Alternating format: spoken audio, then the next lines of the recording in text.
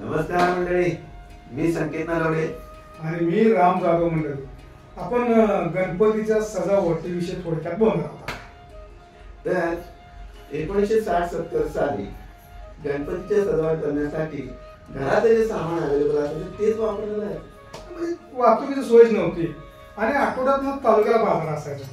त्याच्यामुळे काय असायचं मित्रमंडळींनो, घरी जे आपल्याला शेतामध्ये काय पिकतंय, फुलं कशाचं फळं, त्याच्या लगभग सजावट केली जायची. 5 नारळाचं तोरण असेल, अशा प्रकारे सजावट केली जायची. आणि हो, ज्यांची आर्थिक परिस्थिती जरा चांगली असेल ना, तेच आपले कागदाचे दुर्मिळ वगैरे वापरायचं, ते काम करायचे. नाहीतर सगळं तिथलंच जरमुला वगैरे असायचं. आणि बाकीचं कसं, जे आठवड्या बाजार जो असतो तिथून काय उपलब्ध होईल ते सजावटीसाठी सामान घेऊन यायचं. आणि हो, फटाकड्या म्हणून ना त्यावेळी लक्ष्मी छाप, चिमणी छाप अशा फटाकड्या असायच्या त्या गणपतीमुळे उडवायला. आणि एक नॅचरल फटाकडी असायची, बेमट म्हणेल त्याला आपण.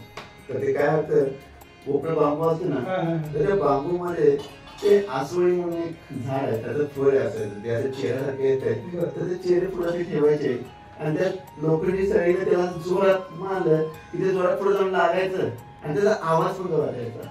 म्हणजे फटाक्यासारखा आवाज यायचा. फटाक म्हणजे नॅचरल फटाकेच मला जातं.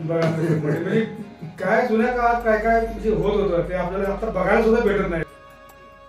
आणि ह्या गोष्टी सगळ्या बरं का आम्हाला म्हणजे माहिती कशी लागली, आमच्या आजोबा वडील हे सगळं सांगायचं, तेच तुम्हाला आम्ही सांगायचा प्रयत्न करतो.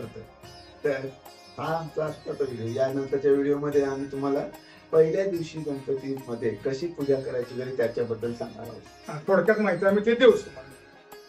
नमस्कार. नमस्कार.